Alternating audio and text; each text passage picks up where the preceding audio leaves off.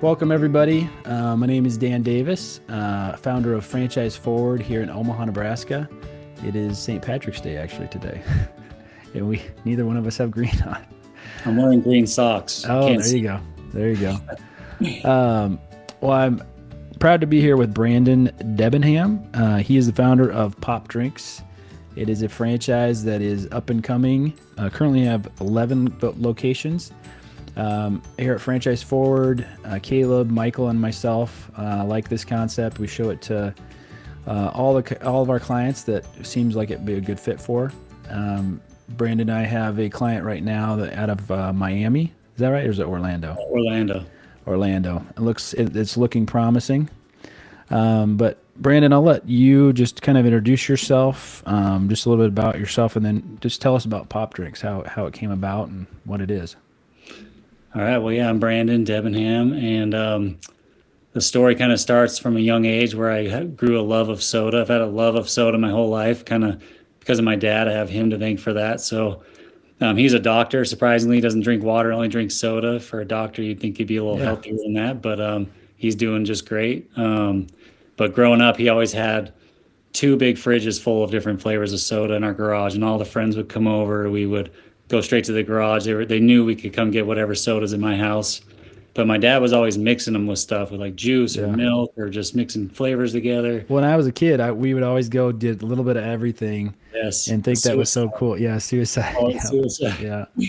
But I'm a Dr. Pepper fan, so I really grew up just loving Dr. Pepper. I mean, I'll try it. He would make mixed drinks, and they were always good, but he was kind of the pro at that, and he still comes into our stores all the time and makes new drinks. He just texted me the other day a new energy drink he made. He's like, you got to add this to the menu. That's awesome. So he does do some awesome drink mixes. We do have some on our secret menu that he created. But I kind of grew up loving soda. I went to college, didn't think I would open a soda shop business, but I went into kind of the corporate world and was working in that for a few years down in Las Vegas, and I pretty much hated it. My wife knew I hated it. I kind of wanted to go into business, but I didn't know what. So I was doing accounting, which I thought might help me figure that out, which business to go into.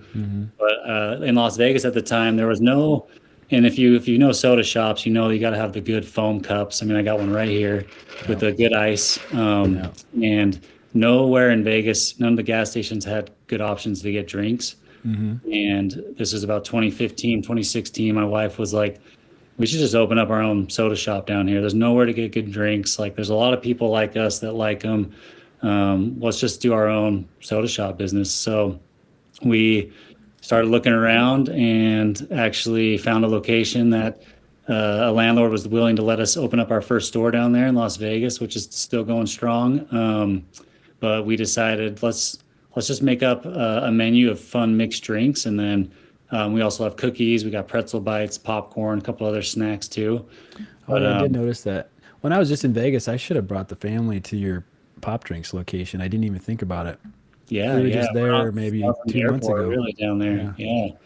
So people were coming in like, "What is this?" Like, there was a new concept, you know. So we had a lot of explaining, like, "Hey, we're kind of like mocktails or dirty soda, if you've heard of that." You know, a lot of people knew about Sonic. Like Sonic, you can get some flavored drinks, but we have way more options than them. We actually had a mathematician do the math, and it was over 200 quintillion options. It's like 20 zeros with the amount of combinations you can do. Jeez. So a lot of people came in, tried it, and we made sure our sodas were like top notch, you know, filtration systems, syrups turned up. So they're really dialed in to be really quality too.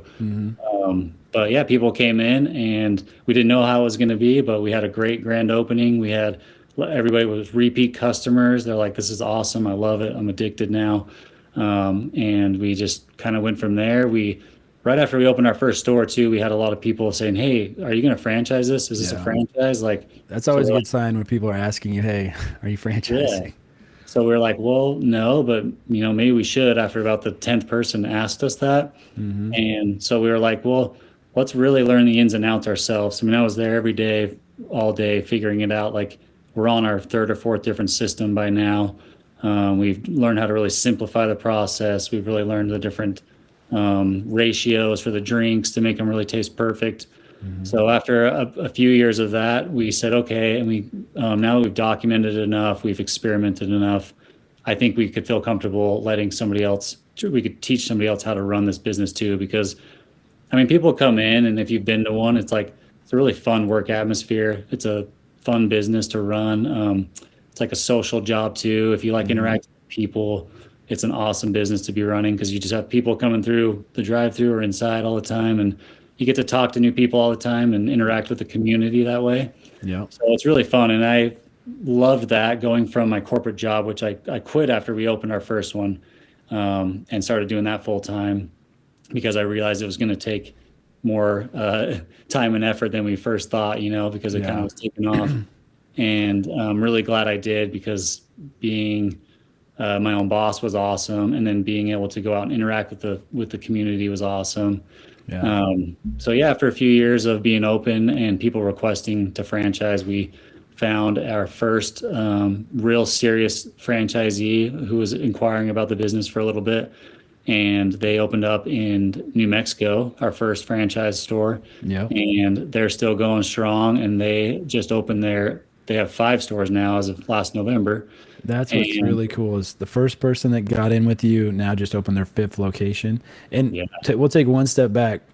75% of the people we talk to are very similar to yourself, where they don't like their day job and they are looking for something where they can kind of take control of their future and build something for themselves or their family. A lot of them don't want to leave their job right away.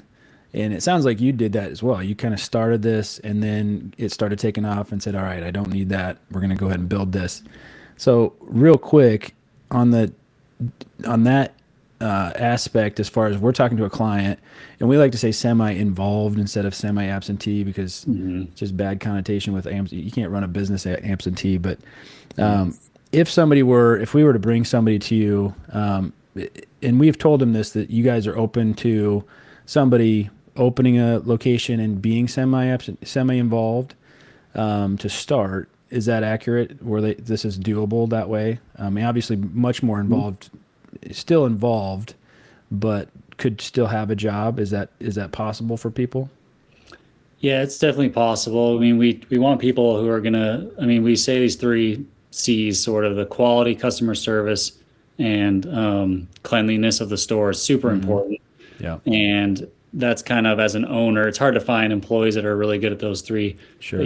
Having that owner mindset, but it's very easy to get a team in place to run the day-to-day operations of a location. So, but it does take time up front to get it up and running. But once you do, it's very easy to get a really good team in place, and then you could be doing kind of a semi-absentee owner, or it's kind of designed where we want you to open multiple locations because once you've opened one it's pretty easy to step back and open a second or third and fourth. Like these people that have 5 now, she's kind of running all 5. Now it's kind of her full-time job, whereas before she was doing several other things, but she kind of stepped away from those as they opened more locations. And I was telling you this before too, running 3 stores in the same region is just as easy as running 1. Yeah. It's kind of like, I believe that. So my past, we had retail stores, my business partner and I, and you're exactly right. The first one was fairly difficult because there's a learning curve. You got to figure everything out. But once that's figured out, getting the second, third, fourth, it's just rinse and repeat. Exactly. And you go much quicker. And that's the advantage of franchising, is getting that scalability, the earnings ramp up.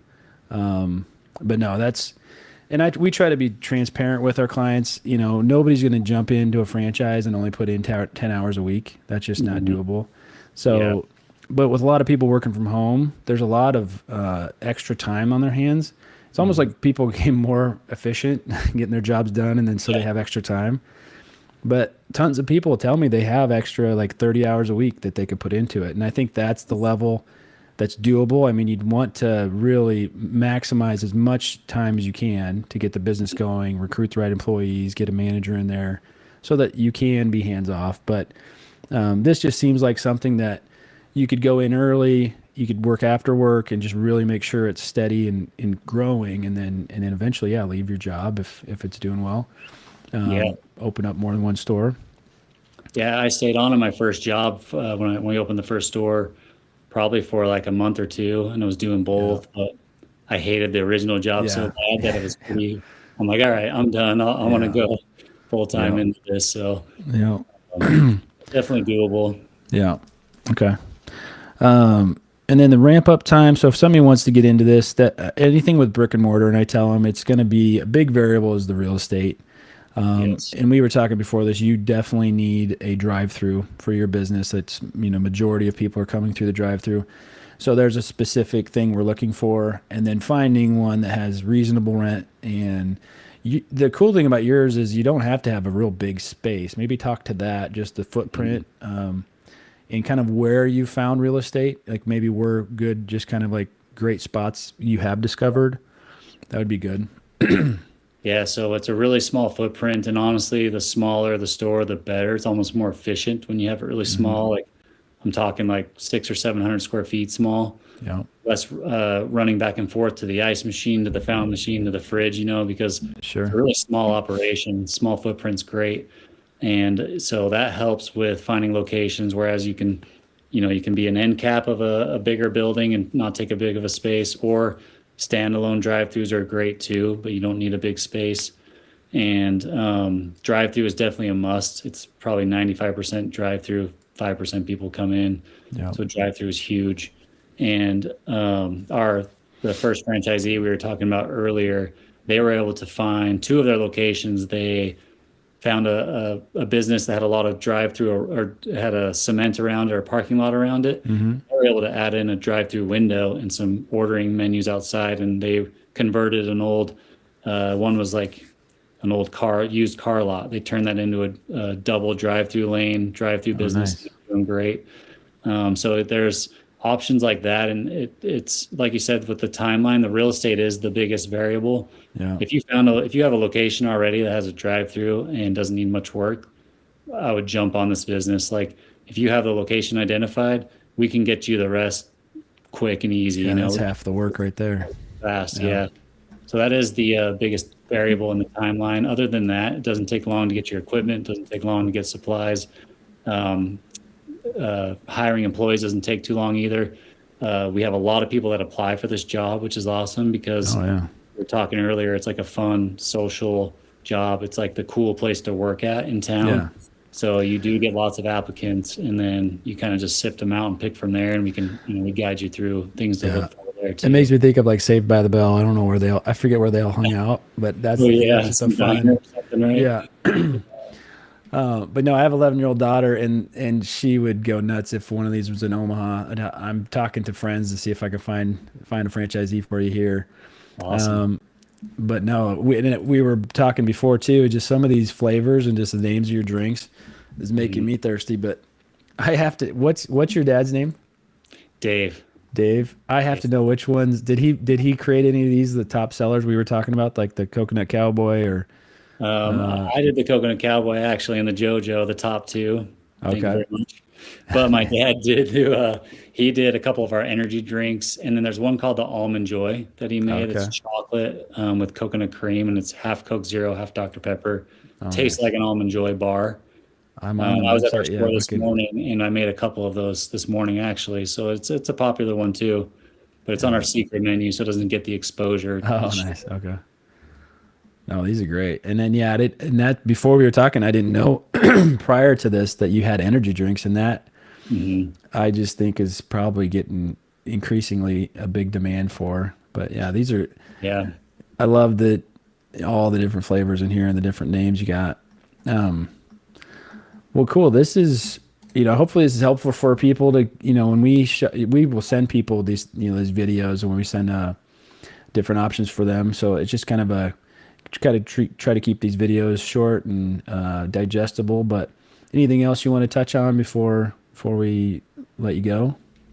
I think just that this whole soda shop, dirty soda craze kind of started where I grew up, where I'm from, but we've now opened some in several states like Texas, Georgia, and as we Hmm. expanded out east, it's been fun getting feedback from the customers, and a lot of people are saying this is such an awesome idea. Like this is so cool to have something different than, just Starbucks or Dunkin', like some Hmm. new options out there. And I think a lot of people really do love this product. Like you said, there's so many good options of drinks. It's a newer idea, but it's definitely growing and expanding, and it's going to be seen across the whole country before we know it. I know it's a really a fun, easy to run business, but it's also we've tried to set ourselves apart a little bit with a little more personality, a little bit more Hmm. fun brand. So I think we have a kind of a loyal following where we've gone so far, and I really want to continue to find operators that are wanting to interact with their local community, entrepreneurs who are willing to who like interacting with people and running a fun team, and Hmm. it's really rewarding when you get a good team in place and you get good feedback from your client, your customers. Yeah. We were talking before. For some franchises, it takes a very specific type of person, but this Mhm. really, as long as you have a good personality and you're ambitious and you want to make some money or have your own business, it seems like you could be almost any type of person to run this type of business. Yeah. But no, and I love your guys' look, your logo, fresh colors. Yeah, it's very cool. And yeah, if anybody wants to check it out, it's ilovepopdrinks.com, right? Yep. And then you can go from there and see all the locations, and each location you have to click on a location to see a menu, because it sounds like each one has a little bit of different menu, but that's how It's, you. you got to click on it to like you're getting an order from a location, and then Yep. there's pictures of drinks on there, and Yep. yeah, check it out. Lots of shows good product pictures in there. Or check out our Instagram too at Pop Drinks. Yeah. I'm gonna say I would definitely recommend people go to the website, click on a location, and look at. It makes you thirsty pretty quick. But no, this has been great. Well, cool. It was. I appreciate you jumping on. Yeah. And yeah, well, hopefully we'll get you some franchisees here soon and help you grow to. I don't know what's your goal. What's your big nasty goal for in 10 years from now? How many locations do you want to have? I mean, we'll go wherever we can go. Like I honestly feel like there could be as many ways as there are Starbucks out there. Like Yeah. as many people drink sodas, drink coffee. I feel like so Oh yeah. the potential is unlimited, really. Yeah. No, I can see you guys everywhere. This is awesome. Well, thanks again, and I'll let you go, but I appreciate it. All right. We'll see you. Nice talking to you, Dan. Thank you. We'll see you.